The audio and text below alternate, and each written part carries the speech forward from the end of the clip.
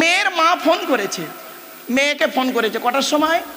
শীতকালে অঘ্রাণ মাসে সন্ধে 7টায় ফোন করেছে।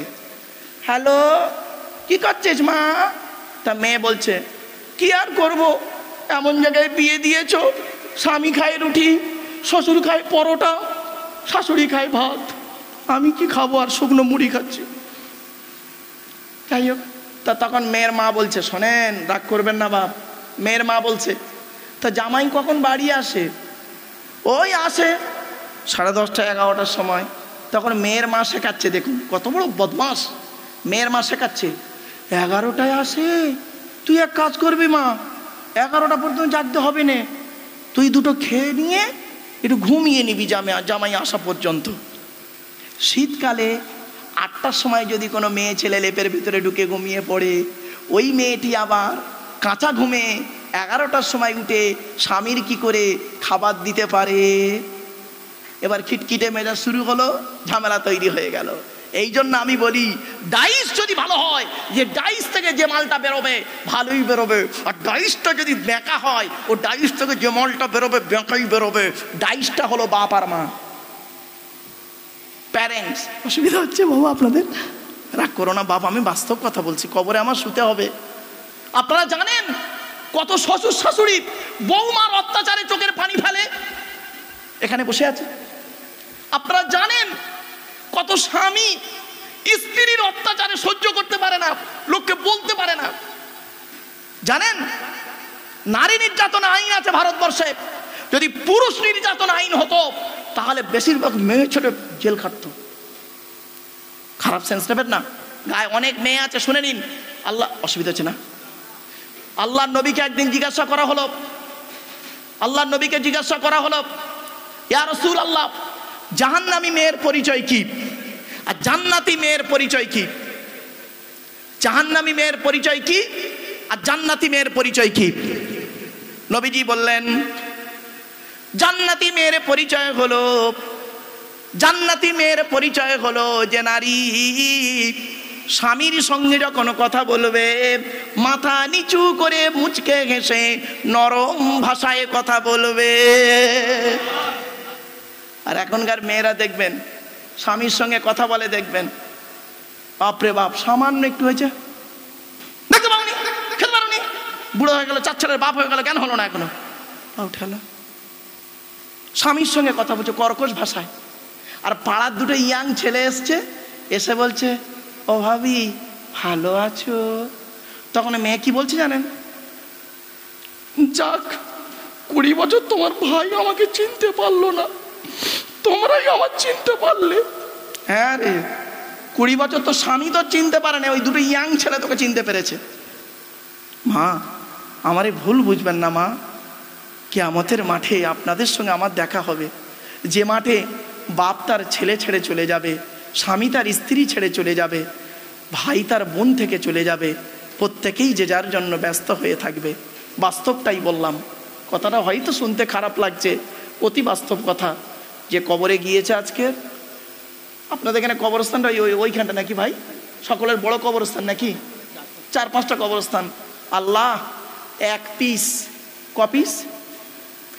এক পিস যদি কবর থেকে উঠে এসে, এক পিস যদি কবর থেকে উঠে এসে মাইকে বলতো, ভাই রে অবস্থা ভালো নয়, এত মার মারছে, মারের কোনো ব্রেক নেই, এক একটা পয়েন্ট ধরছে আর মারছে।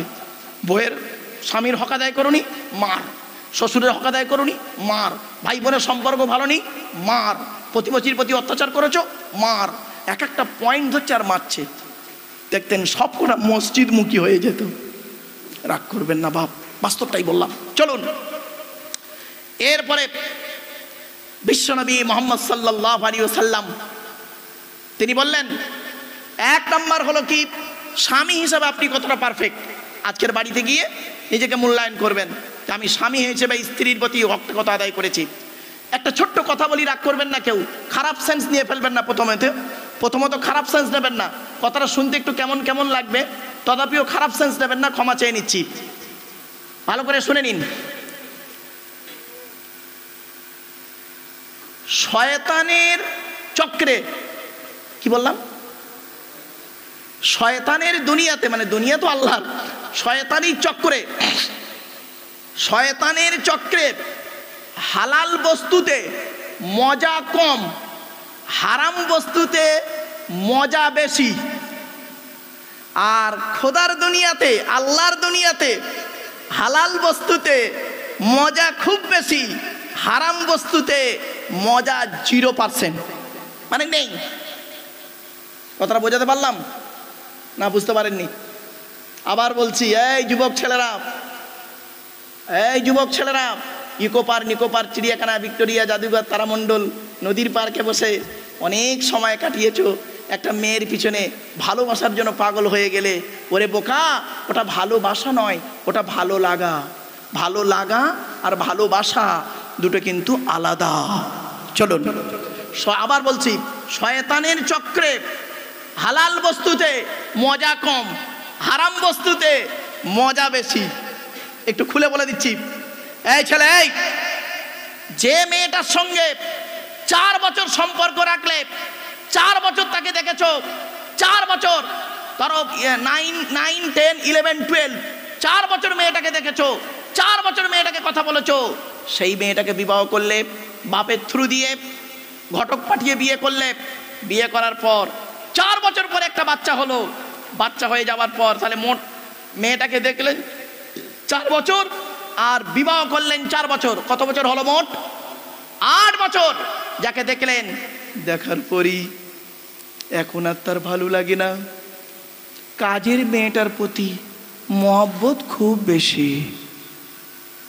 কথাটা শুনতে হয়তো খারাপ লাগলো, অতি বাস্তব কথা বললাম বাবা। আর আল্লাহর দুনিয়াতে রাসূলুল্লাহ বললেন, তুমি তোমার স্ত্রীকে ভালোবাসো, তাহলে দেখবে অন্যদিকে তোমার নজর যাবে না। কোরআনে আছে, আরে কোরআনে নারীর পর্দার আগে পুরুষের পর্দা আছে। আমরা তো মেয়েদের পর্দা করে চেল্লাই, তাই না বাবা? পুরুষের পর্দার বলার আগে আল্লাহ পাক, এই নারীর পর্দা করার আগে পুরুষের পর্দার কথা আল্লাহ বলেছেন 18 পারায়, কুল্লিল মুমিনিনা ইয়াগুদ্দুনা মিন আবসারিহিম ওয়া ইয়াহফাযু ফুরুজাহুম। 18 নম্বর পারার 12 নম্বর পৃষ্ঠার 7 নম্বর লাইন, সূরার নাম সূরা নূর। আল্লাহ বললেন, নবী তুমি পুরুষদেরকে বলে দাও, মোমেন ব্যক্তিরাম, তোমরা তোমাদের লজ্জাস্থানকে হেফাজত করো, নজরটাকে নিচের দিকে করে রাখো। তারপরে আয়াত আল্লাহ পাক বললেন, অকুল্লিল মুমিনাতি ইয়াগুদুনা মিন আবসারিহিন্না ওয়া ইয়াহফাজনা ফুরুজাহুন্না। নবী তুমি নারীদেরকে বলে দাও, ওনার মুমিনা নারীরা শুনে রেখে দাও, তোমরা তোমাদের লজ্জাস্থানকে হেফাজত করো, নজরটাকে নিচের দিকে করে রাখো। তো আগে পুরুষের পর্দার কথা বলা হলো, আমরা পুরুষ তো পর্দা করিনি, আর এখন তো পর্দাটা ফ্যাশন হয়ে গেছে। শুনে নিন, আল্লাহ নবী বলেছেন, আমি বলিনি, নবীজি বলেছেন 3টে কাজ দেরি করবে না, তাড়াতাড়ি করবে। কটা? 3টে কাজ দেরি করবে না, তাড়াতাড়ি করবে। 1 নাম্বার নামাজের ওয়াক্ত হলে ওয়াক্তের ভিতরে নামাজটা পড়ে নেবে। 2 নাম্বার বলা হয়েছে, যদি মেয়ে বিবাহযোগ্য হয়ে যায়, তাড়াতাড়ি তাকে নাবালিকা থেকে সাবালিকা হয়, ছেলে যদি নাবালেগ থেকে সাবালেগ হয়, তাড়াতাড়ি তাকে বিবাহের ব্যবস্থা করবে। কারণ ও মেয়ের বাপেরা, ও ছেলের বাপেরা, তুমি যতই হজ করো, নামাজ পড়ো, রোজা রাখো, তোমার ছেলে মেয়ে যদি জেনা করে, ওই জেনার ভাগিদার তুমি বাম্মা হবে, সঠিক সময়ে যদি ছেলে মেয়েকে বিবাহ না দাও। 3 নাম্বার, মানুষ যদি মারা যায়, মানুষ মারা গেলে দেরি না করে তাড়াতাড়ি তাকে দাফন করার চেষ্টা করবে। চলুন এবার আসছি, আপনি কি করলেন? আপনার মেয়েকে বরযাত্রীদের খাইয়ে দিলেন। বিয়ের সময় দেখবেন মুসলমানদের এমন একটা জিনিস খুব কষ্ট লাগে আমার, আর আপনাদেরকেও বলছি, শেয়ার করছি, দেখুন তো ভুল হচ্ছে কিনা ঠিক হচ্ছে। বিয়ে বাড়িতে বরযাত্রী এলো 150 জন, আর বিয়ে যখন পড়ানো হয় তখন দেখবেন 15 জন। ঠিক না ঠিক? আরগুলো গেল কোথায়? ভাববেন রাসূলুল্লাহ এইভাবে বিবাহ পড়াতেন না। অনুরোধ করে বলে যাচ্ছি, রাসূলুল্লাহর বিবাহের মজলিস ছিল অনেক বড়, আর আমরা করি কি, খাওয়াটা হয়ে যাওয়া মানে ফার্স্ট লটে বসতে পারলেই ভালো মাল পাবো, সেকেন্ড লটে বসলে আবার কিছু ফাঁক পড়ে যেতে পারে। খারাপ সেন্স নেবেন না, কিন্তু বাস্তব কথাই বলছি। আমি এই কথা যদি না বলি, কিয়ামতের মাঠে আল্লাহ আমার জবানটাকে টেনে ছিঁড়ে নেবে। চলুন এবার আসছি। খাওয়া হয়ে গেল, বিবাহ হয়ে গেল, সব বরযাত্রী খেয়ে চলে গেল। আপনি আপনার মেয়েকে, একটা গাড়ি দাঁড় করানো আছে, বরের গাড়িটা কজন আছে? সঙ্গে যাবে আপনার মেয়ের সঙ্গে একজন মেয়ে ছেলে যাবে, তাই তো নাকি? আচ্ছা যাই হোক, তা আপনার মেয়ে যাবার সময় আপনাকে কি বলে? বলুন। গলা জড়িয়ে কাঁদে, তাই তো? আরে ভাই বলুন না, নাকি কাঁদে না আপনাদের? গলা জড়িয়ে কাঁদে। বাপ এতদিন তাকে মানুষ করেছে, তাই মেয়ে বাপের বাড়ি শ্বশুর বাড়ি চলে যাচ্ছে, অঝরে কেঁদে চলেছে। আর ভাইরাও কাঁদে, বোন চলে যাচ্ছে। ওরে বোকা ভাই, তুই চিনিস নি 5 বছর পরে বাম্মা মরে যাওয়ার পরে সম্পত্তি নেওয়ার জন্য বোন বোনাই আসবে তোর নামে, আদা রসুন বেটে রাজার থানায় কেস করবে, ঠিক না বেটি? অতএব ওরকম ছেনালি কান্না, আমরা ছেনালি বলি, আপনারা কি বলেন? ফলস। যাই হোক, ফলস কান্না না কেঁদে সঠিক কান্নাটা কাঁদুন, ওর ভালো শিক্ষা দিয়ে দিন। চলুন, নবীজি কি বলে পাঠিয়েছেন। আর আপনি কি করেছেন? মেয়ের বাপ কি করে দেখবেন? গলা জড়িয়ে, এখন মেয়ে যখন মেয়ের বাপের গলা জড়িয়ে কাঁদে, মেয়ের বাপ তখন কি বলে শুনুন। কাঁদিস নি মা, কাঁদিস নি, আমরা কাল সকাল সকাল যাচ্ছি। তা তুই সকাল সকাল গিয়ে কি করবি বে? তুই সকাল সকাল গিয়ে কি করবি? তুই তো খেয়ে চলে আসবি। কথাটা শুনতে খারাপ লাগছে, অতি বাস্তব কথা। চলুন, আপনি আপনার মেয়েকে বললেন, মা তুই কাঁদিস না, আমরা কাল সকাল সকাল যাচ্ছি। আর মুহাম্মদ সাল্লাল্লাহু আলাইহি ওয়াসাল্লাম তার মেয়েকে কি বলেছিলেন শুনুন, এবার চমকে যাবেন। আম্মা জান ফাতেমা রাদিয়াল্লাহু তাআলা আনহা যখন শ্বশুর বাড়ি যাচ্ছেন, আলীর বাড়িতে যাচ্ছেন, নবীজির বাপের কাছে গিয়েছেন মা ফাতেমা, বলছেন আব্বা জান আজ আমি শ্বশুর বাড়ি যাচ্ছি, আপনার তরফ থেকে যদি কিছু বলার থেকে আমাকে বলতে পারেন। কি বলছেন নবী শুনে নিন, না আপনি এরা বলবেন আগামী দিন থেকে, ওই ফলস কান্না না কেঁদে এই কথাটা বলবেন, এতে করে লাভ হবে আপনার। চলুন, কি নবীজি বলছেন, ফাতেমা ফাতেমা, আমি তোমার পিতা মুহাম্মদ রাসূলুল্লাহ তোমাকে বলছি, তোমার কোনো কাজে যদি হকের ওপরে আলী যদি নারাজ হয়ে যায়, আল্লাহ নারাজ হয়ে যাবে। স্বামী যদি নারাজ থেকে যায়, কিয়ামতের মাঠে তুমি জাহান্নাম থেকে রেহাই পাবে না। মনে রেখো, আলীকে সবসময় খুশিতে রাখবে। আর একটা কথা বলছি ফাতেমা, মনে রেখো, আলীকে দ্বিতীয়বার ডাকতে যেন না হয়। কি বললো? আলীকে বলুন না ভাই, একটু দয়া করে মুখটা খুলুন না আপনারা। আলীকে দ্বিতীয়বার ডাকতে যেন না হয়। তার মানে কি বোঝায়? এক ডাকে সাড়া দেবে। তো আম্মাজান ফাতেমা যখন, কি আশ্চর্য জীবন দেখুন, আম্মাজান ফাতেমা রাদিয়াল্লাহু তাআলা আনহা যতদিন বেঁচে ছিলেন ততদিন হযরত আলী রাদিয়াল্লাহু তাআলা আনহুর এক ডাকে সাড়া দিতেন। একদিনের ছোট্ট ঘটনা, 1 মিনিটের তো লাগবে না, এইটাকে অনেকেই দেখবেন 25 মিনিট টেনে বলে। যাই হোক, আমি সহজে বলে দিচ্ছি বোঝার জন্য। হযরত আলী রাদিয়াল্লাহু তাআলা আনহু গভীর রাতে বাড়ি ফিরেছেন। বাড়ি ফেরার পরে হযরত আলী রাদিয়াল্লাহু তাআলা আনহু ফাতেমা বলে একবার ডেকেছেন ফাতেমা বলে, সঙ্গে সঙ্গে লাব্বাইক বলে দরজাখানা খুলে দিয়েছেন। তখন হযরত আলী রাদিয়াল্লাহু তাআলা আনহু বলছেন, ফাতেমা তুমি নবীর কন্যা, আমি জানি তোমার সম্মান অনেক বেশি, তবে আমার জন্য তোমাকে রাত জেগে বসে থাকতে হবে না। তুমি এক কাজ করবে, হাসান হুসাইনকে খাইয়ে তুমিও খেয়ে নেবে, খেয়ে নিয়ে তোমরা ঘুমিয়ে পড়বে, আমি এসে খেয়ে ঘুমিয়ে পড়ব। তখন মা ফাতেমা কি বলেছিলেন শুনে নিন। মা ফাতেমা বলেছিলেন, এটা হলো মায়ের স্বভাব, বাপের অর্ডার। জোরে বলুন, কি বললো? মায়ের স্বভাব আর বাপের অর্ডার। আরে হযরত আলী রাদিয়াল্লাহু তাআলা আনহু তো চমকে গেলেন। মায়ের স্বভাব, বাপের অর্ডার মানে? একটু খুলে বলো ফাতেমা। মা ফাতেমা বলছেন, আমরা হলাম 7 ভাই বোন, তিন ভাইকে আল্লাহ পাক বাল্যকালে ডেকে নিয়েছেন। 4টে বোনের মধ্যে আমি হলাম ছোট মেয়ে ফাতেমা। আমি নিজে দেখেছি, আমার আম্মা জান খাদিজাকে দেখেছি। আমার আম্মা জান আমাদেরকে খাইয়ে ঘুম পাড়িয়ে দিয়ে আম্মা জান করতেন কি, দরজাখানা লাগিয়ে দিয়ে দাঁড়িয়ে দাঁড়িয়ে আল্লাহ আল্লাহ জিকির করতেন। আমার আব্বাজান যতক্ষণ না বাড়ি আসতেন ততক্ষণ পর্যন্ত দাঁড়িয়ে দাঁড়িয়ে আমার আম্মাজান আল্লাহ জিকির করতেন। একদিন আমার আব্বাজান এসে খাদিজা বলে ডেকেছেন, আমার আম্মাজান লাব্বাইক ইয়া রাসূলুল্লাহ বলে দরজাখানা খুলে দিয়েছে। এই স্বভাবটা আমি আমার মায়ের থেকে শিখেছি। ছোট্ট একটা উদাহরণ দিচ্ছি। আপনাদের এখানে মসজিদ আছে নিশ্চয়ই, জুম্মা মসজিদ আছে তো বাপ? আচ্ছা, মসজিদে এসি লাগানো আছে? আরে ভাই বলুন না, নেই। যাই হোক, তো দেখবেন ধরুন আপনাদের মসজিদে জুম্মার আজান কটায় হয়? বল বলো বলো বলো বলো। হ্যাঁ, 12:10। খুতবা কটায়? আরে বলুন না রে বাবা। 12:30। তো 12:10 মুয়াজ্জিন আজান দিয়েছে, 12:30 খুতবা হবে।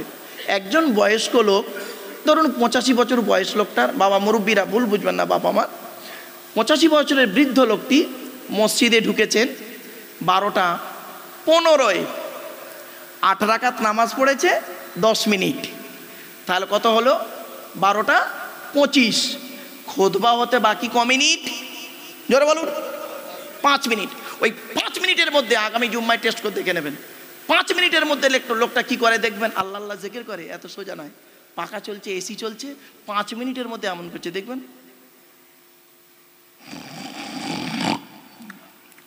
আবার চারধারে দেখে নেবে কেউ দেখতে পেলো কি না, একদম বাস্তব বলছি।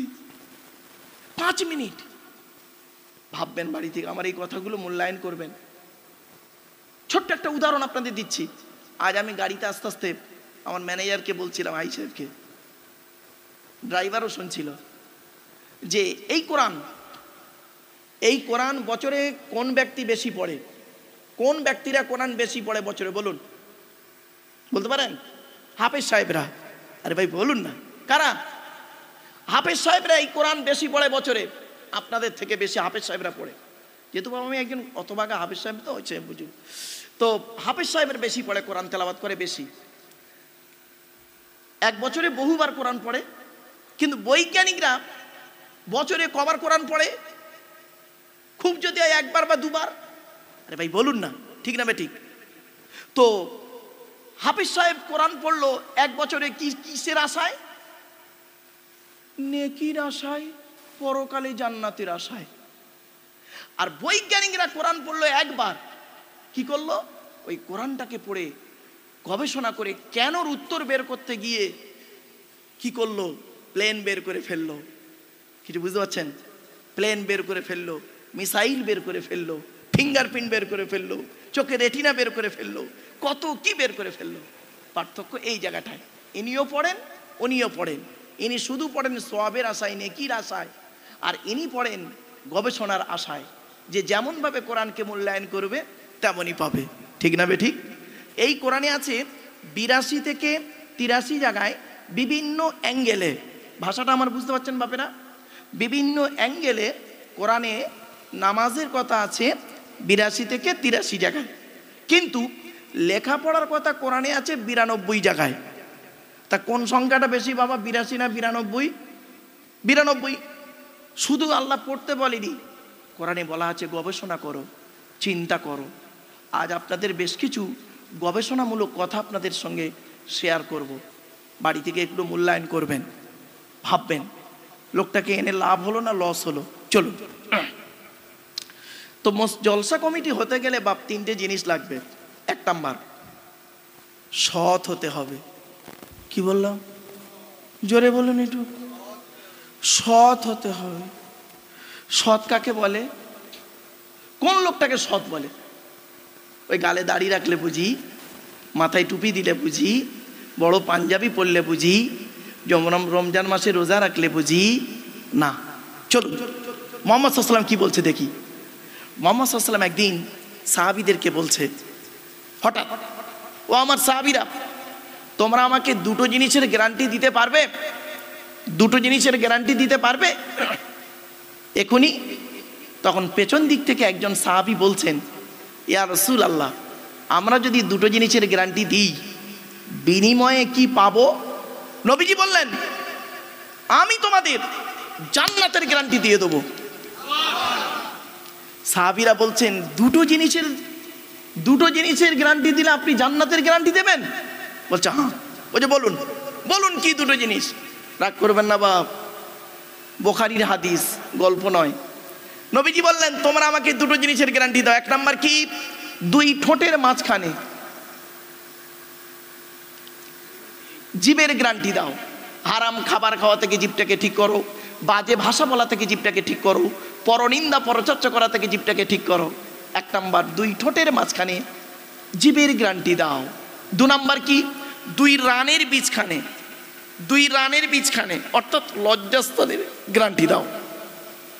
দুই ঠোঁটের মাঝখানে আর দুই রানের বীজখানে, এই দুটো জিনিসের গ্যারান্টি তোমরা আমাকে দাও, আমি মুহাম্মদ সাল্লাল্লাহু আলাইহি ওয়াসাল্লাম তোমাদের জান্নাতের গ্যারান্টি দিয়ে দেবো। যান বাবা, বাড়ি চলে যান। এবার আমার ওয়াজ শেষ। কেউ যদি বাড়ি যেতে চান যেতে পারেন। বাড়িতে গিয়ে দেখবেন হয় চাচার নিচে খারাপ, নয় চাচার ওপরে খারাপ। ঠিক না বেটি? রাগ করবেন না। বাড়ি থেকে ভাববেন আমার ওয়াজগুলো। তো জলসা কমিটি হতে গেলে এক নাম্বার সৎ হতে হবে। দু নাম্বার জলসা কমিটি হতে গেলে তাকে কি হতে হবে? 5 ওয়াক্ত নামাজি হতে হবে। বাবা কত জলসা কমিটি আছে, 20 বছর জলসা দিচ্ছে, 40 বছর জলসা দিচ্ছে। এখানে অনেকেই আছে বাবা এশার নামাজ পড়েনি, কিন্তু জানাজার নামাজের জন্য কুঁদুকুদি করেছে। ঠিক না বেটি?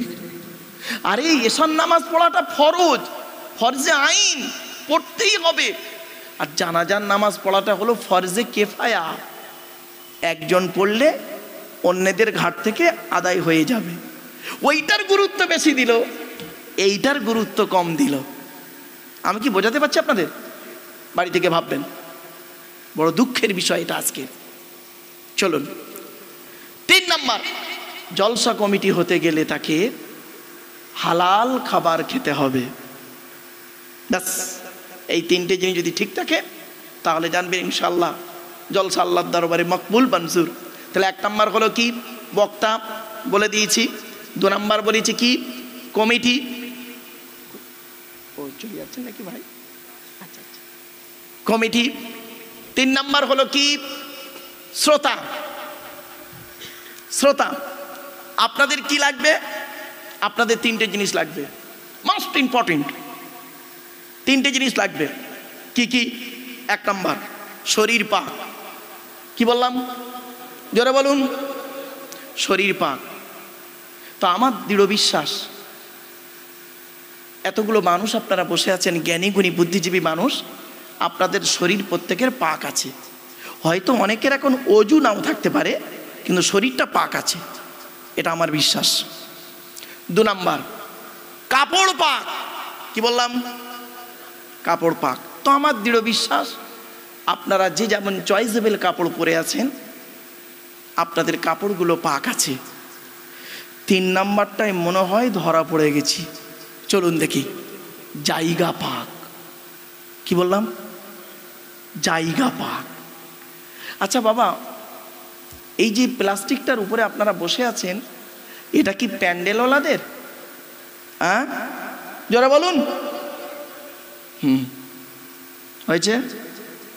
শুনে নিন, আপনারা এত কষ্ট করলেন, আর এই প্লাস্টিকের উপরে মসজিদ থেকে মুসাল্লাগুলো এনে বিছিয়ে দিতে পারলেন না। এই যে প্লাস্টিকটায় বসেছেন, প্যান্ডেলওয়ালারা জীবনে কোনোদিন এটাকে 3 বার করে ধৌত করে না। ঠিক না বেঠিক? খুব কম, 3 বার করে এরা ধৌত করে না। এরা কি করে দেখবেন, আজকের এখানে দিয়েছে, আগামীকাল অন্য জায়গায় দেবে, খানা বাড়ি, মরা বাড়ি, শ্রাদ্ধ বাড়ি, আপনার কি বলবো, অন্নপ্রাশন বাড়ি ইত্যাদি ইত্যাদি যাবে।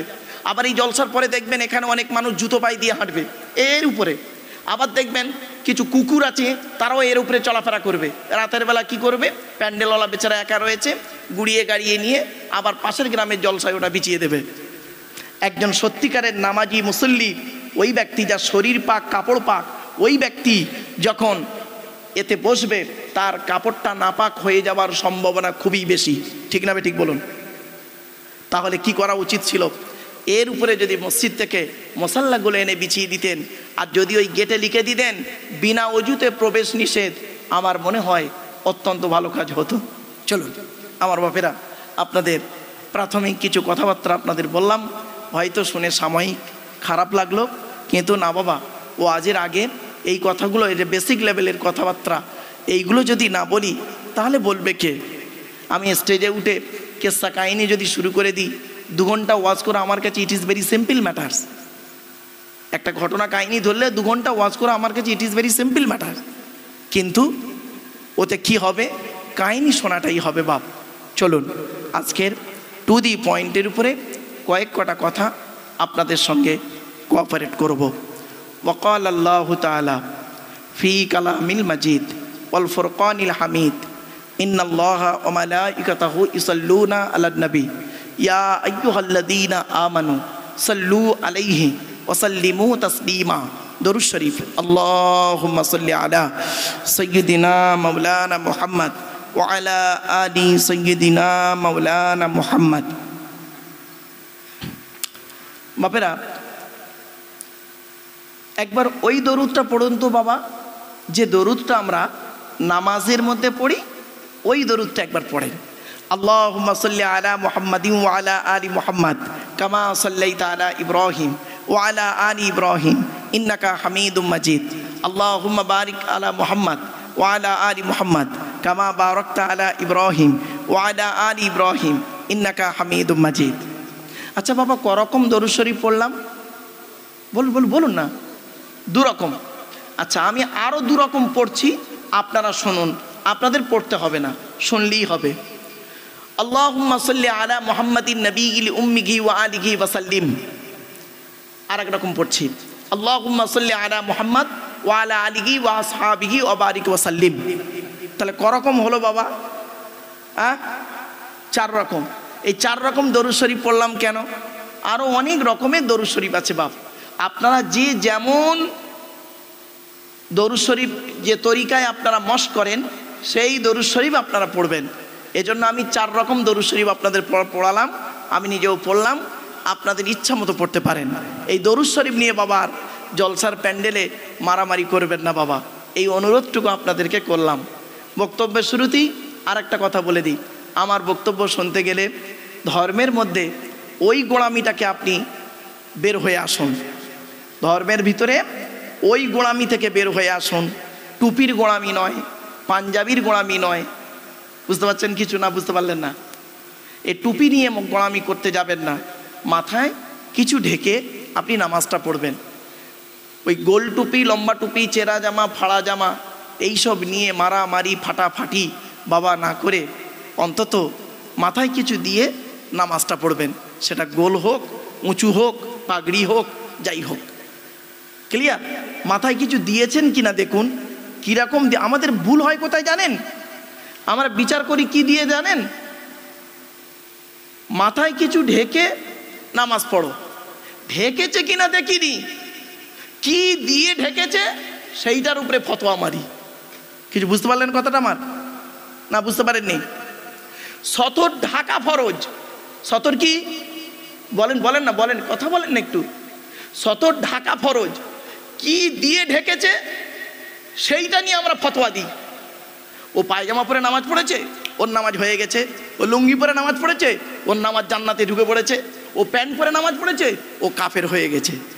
ও বাবা, কত বক্তা আছে গো বাপ, বাস্তবটাই বলছে, আমারে ভুল বুঝবেন না। প্রথমত কত বক্তা আছে 5 ওয়াক্ত নামাজ পড়ে না। কত বক্তা আছে বিড়ি সিগারেট খায় গো বাপ। পান, তেরেঙ্গা, খৈনি, গুটকা, এ তো সিম্পল ব্যাপার, বিড়ি সিগারেট খায়। কত বক্তা আছে বাম্মার ভাত দেয় না। কত বক্তা আছে রাতে জলসা করে রাতের বেলা হোটেলেই রাত কাটিয়ে দেয়, তবে বিশেষ কারণে নয়, ফালতু কারণে। জ্ঞানী গুণী বুদ্ধিজীবী মানুষ, নিশ্চয়ই বুঝতে পারছেন। শুধু তাই নয় বাপ, এই জন্য অনুরোধ করে আপনাদের বলে গেলাম 1 নাম্বার বক্তা। চলুন নবী কি বলছেন দেখি। আল্লাহ নবী বলেছেন, কোন আলিমান, হাক্কানি আলেম হও। হাক্কানি আলেম হতে পারোনি, ঠিক আছে, আও মুতাআল্লিমান, হাক্কানি আলেমের ছাত্র হও, তাও সুযোগ পাওনি। আও মুস্তামিয়ান, হাক্কানি আলেম যেটা বলে মনোযোগ সহকারে সেটাকে শ্রবণ করো, মূল্যায়ন করো, চিন্তা ভাবনা করো, তাও সুযোগ পাওনি, ঠিক আছে। আও মুহিব্বান, হাক্কানি আলেমদেরকে অন্তর দিয়ে ভালোবাসো। ওয়ালা তাকুন খমিসান ফাতুহলিকু, 5 নাম্বারটা হতে যেও না, তাহলে জাহান্নামী হয়ে যাবে। তো আমার বাপেরা, 1 নাম্বার হলো বক্তা, 2 নাম্বার হলো কমিটি। জলসা কমিটি আলাদা, মসজিদ কমিটি আলাদা। আমারে কেউ ভুল বুঝবেন না বাবা আমার। জলসা কমিটি হতে গেলে কমসে কম তার 3টে গুণ লাগবে। কটা বাপ? 3টে।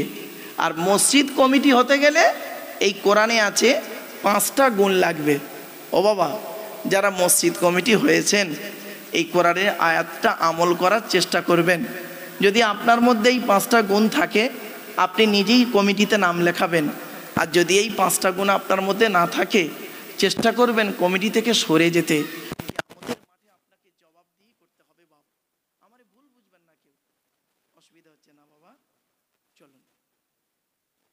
তো জলসা কমিটি হতে গেলে মসজিদ কমিটি জলসা কমিটি দুটোই বলবো বাবা, একটু ধৈর্যের পরিচয় দিন। আচ্ছা বাবা, টেনে টেনে বলছি না বলে অসুবিধা হচ্ছে? হ্যাঁ, আচ্ছা একটু মালটা গরম হয়ে যাক, টেনে টুনে ছিঁড়ে ছাড়াই দিচ্ছি, চিন্তা নেই। কারণ টান না দিলে আবার বললো এই বক্তা বেকার, কিচ্ছু জানে না। খবরদার নয় বাবা, চেষ্টা করবেন ওয়াজটা করতে। বসেছেন কেন? কিছু শেখা, জানা এবং মানে বাস্তবায়ন করা, এই জন্যই ওয়াজ। চলুন। জলসা কমিটি হতে গেলে 3টে গুণ কি কি? খুব গুরুত্বপূর্ণ বাবা। কমিটির লোকেরা আমারে ভুল বুঝো না বাবা, আমার গাড়ির চাকার হাওয়াটা খুলে দিও না, খোঁড়া মানুষ, যেতে কষ্ট হবে।